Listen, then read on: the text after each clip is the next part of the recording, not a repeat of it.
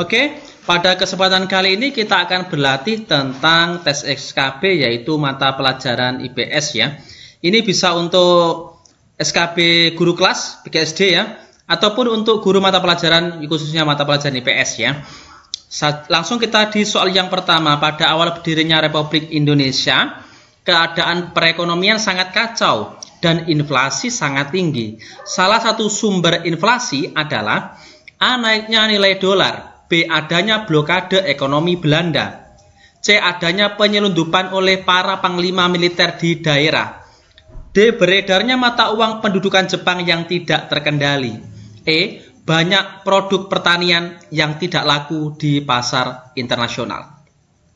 Kita akan bahas di sini bahwasanya pada awal berdirinya Republik Indonesia, pada saat itu Indonesia belum mempunyai mata uang baru, sehingga menyebabkan peredaran mata uang pendudukan Jepang tidak terkendali. Hal inilah yang menjadi salah satu penyebab atau salah satu sumber inflasi pada masa itu. Jadi jawabannya adalah pilihan jawaban yang D.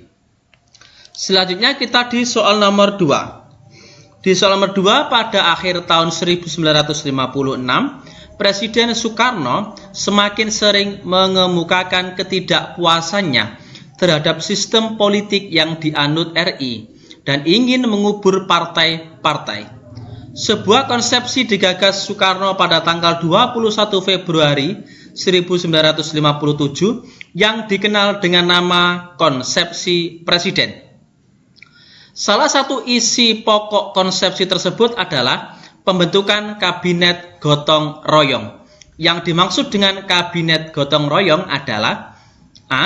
Kabinet yang beranggotakan wakil-wakil golongan fungsional, B. Kabinet yang didukung semua partai dengan memasukkan keempat partai pemenang pemilu yang dikenal dengan sebutan kabinet berkaki empat, C. Kabinet yang mengedepankan semangat gotong royong sebagai ciri khas bangsa Indonesia, C. D. Kabinet yang merupakan hasil dari pemilihan umum, atau E. Kabinet yang menyuarakan seluruh aspirasi masyarakat. Kabinet gotong royong adalah kabinet yang didukung semua partai dengan memasukkan keempat partai pemenang pemilu yang dikenal dengan sebutan kabinet berkaki empat. Jawabannya adalah pilihan jawaban yang B. Lanjut kita di soal nomor 3. Pemikiran pokok politik kolonial Belanda non-akulturatif membawa dampak positif bagi Indonesia, yaitu A. Pendidikan berkembang, B. Bahasa Belanda sebagai jembatan menuju dunia barat, C. Alih teknologi dari dunia barat ke bangsa Indonesia, D. Lembaga tradisional masih lestari, E. Bangsa Indonesia berpikir ala barat. Pemikiran pokok politik kolonial Belanda non-akulturatif di sini membawa dampak positif bagi bangsa Indonesia, yaitu masih lestarinya lembaga-lembaga tradisional. Jadi jawabannya adalah pilihan jawaban yang D. Selanjutnya di soal nomor 4. Peradaban abad 17 yang menunjukkan kemampuan rakyat Nusantara dalam pengelolaan air bersih untuk kebutuhan ibu kota kerajaan Sriwijaya bergambarkan dalam sisa keruntuhan kerajaan pada situs A. Kartasura Surakarta, B. Surosowan Banten Lama, C. Trowulan Mojokerto, D. Batu Jaya Karawang, E. Muaro Jambi. Kerajaan Sriwijaya bergambarkan dalam sisa reruntuhan kerajaan pada situs Muaro Jambi. Jawabannya adalah pilihan jawaban yang E.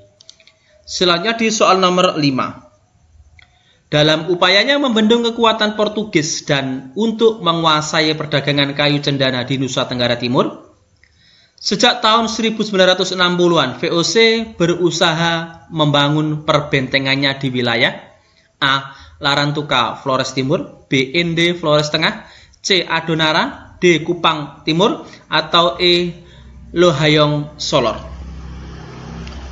Dimulai pada tahun 1620-an, VOC membangun benteng di Kupang.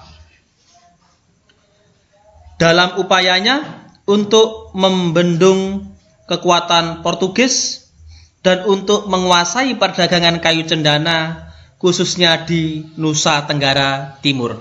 Jadi jawabannya adalah pilihan jawaban yang D. Selanjutnya di soal nomor 6. Pada tanggal 19 Desember 1948, Belanda secara sepihak melakukan pembatalan persetujuan Renville dengan melakukan tindakan yang merugikan pemerintah Indonesia, yaitu pernyataannya pertama melakukan agresi militer 2, melakukan sensor pers yang keras, 3, tentara Belanda melawan presiden dan wakil presiden serta sejumlah menteri, 4, menyiarkan berita ke seluruh dunia bahwa perlawanan RI sama sekali tidak berarti dan rakyat menyambut kedatangan tentara Belanda sebagai pembebas. Pernyataan yang benar ditunjukkan oleh nomor titik. Oke. Persetujuan Renville dibatalkan oleh Belanda secara sepihak pada tanggal 19 Desember tahun 1948 dengan melakukan agresi militer 2. Dan tentara Belanda melawan presiden dan wakil presiden serta sejumlah menteri. Jadi pernyataan yang benar adalah pernyataan 1 dan 3. Karena pernyataan 1 dan 3 yang benar, maka jawabannya adalah pilihan jawaban yang B. Selanjutnya di soal nomor 7. Akibat tekanan dari berbagai elemen bangsa pada masa reformasi, akhirnya sidang MPR tanggal 10 sampai 13 November 1998 menghasilkan beberapa ketetapan. Di antaranya adalah pernyataan yang pertama, diperkenankannya melakukan amandemen Undang-Undang Dasar 1945. 2. Membatasi masa jabatan presiden dan wakil presiden. 3. Pencabutan P4 sebagai mata pelajaran wajib dan kebebasan menyatakan pendapat. 4. Memajukan pendidikan dan meningkatkan kesejahteraan dan kesehatan masyarakat. Pernyataannya benar ditunjukkan oleh nomor titik. Oke, ada 12 ketetapan yang dihasilkan pada sidang istimewa MPR pada tanggal 10 sampai 13 November 1998, yaitu yang pertama, ketetapan MPR nomor 7 tahun 1998 mengenai perubahan dan tambahan atas ketetapan MPR nomor 1 tahun 1983 tentang perubahan tata tertib MPR. 2. TAP MPR nomor 8 tahun 98 mengenai pencabutan ketetapan MPR nomor 4 tahun 93 tentang referendum. Yang ketiga, di sini adalah pencabutan ketetapan MPR nomor 2 tentang GBHN. Poin 4, ketetapan MPR nomor 10 di sini tentang pokok-pokok reformasi pembangunan dalam rangka penyelamatan dan normalisasi kehidupan nasional sebagai haluan negara. 5. Penyelenggaraan negara yang bersih dan bebas dari KKN. 6. Pemberian tugas dan wewenang khusus kepada presiden atau mandataris MPR dalam mensukseskan dan mengamankan pembangunan nasional sebagai pengamalan Pancasila. 7. Adanya pembatasan masa jabatan presiden dan wakil presiden. 8. Adanya perubahan dan tambahan TAP MPR nomor 3 tahun 98 tentang pemilu. 9. Di sini penyelenggaraan otonomi daerah, pengaturan pembangunan dan pemanfaatan sumber daya nasional yang berkeadilan serta perimbangan keuangan pusat dan daerah dalam kerangka NKRI. Poin 10 di sini adalah tentang politik ekonomi dalam rangka demokrasi ekonomi. 11 tentang hak asasi manusia dan yang 12 tentang pencabutan ketetapan MPR nomor 2 tahun 1978 tentang penghayatan dan pengamalan Pancasila atau Eka Prasetya Pancakarsa. Pernyataan yang benar adalah di sini adanya diperkenankan melakukan amandemen, kemudian pembatasan masa jabatan presiden, dan pencabutan P4. Adalah pernyataan nomor 1, 2, dan 3. Jawabannya adalah pilihan jawaban yang A. Selanjutnya di soal nomor 8. Tindak lanjut pertemuan antara perwakilan Republik Indonesia Serikat dan perwakilan negara Indonesia Timur dan antara perwakilan negara Sumatera Timur dan perwakilan Republik Indonesia pada tanggal 19 Mei 1950 terkait dengan pembentukan NKRI, yaitu 1. Dibentuknya Panitia Rekonsiliasi Negara-Negara Bagian. 2. Dibentuknya Panitia Persiapan Penyatuan Negara-Negara Bagian dengan RI. 3. Dibentuknya Panitia Persiapan Deklarasi NKRI. 4. Dibentuknya Panitia Persiapan Undang-Undang Dasar Negara Kesatuan. Pernyataan yang benar ditunjukkan oleh nomor pilihannya A sampai dengan E. Pada pertemuan tersebut di sini dibentuk Panitia Persiapan Undang-Undang Dasar Negara Kesatuan sehingga menghasilkan UUDS. Jawabannya benar hanyalah pada poin 4, pernyataan yang keempat. Dibentuknya Panitia Persiapan Undang-Undang Dasar Negara Kesatuan. Jawabannya adalah pilihan jawaban yang D. Oke, selanjutnya di soal nomor 9 ya. Pada tahun 1925, Indis Vereniging mengubah nama organisasi yang menjadi Perhimpunan Indonesia atau biasa disingkat dengan PI. Organisasi ini kemudian menjadi pelopor lahirnya paham nasionalisme Indonesia. Beberapa pokok pemikiran PI yang kemudian menjadi dasar utama gerakan kebangsaan di Indonesia adalah: pernyataan yang pertama, menempatkan kemerdekaan sebagai tujuan politik yang utama.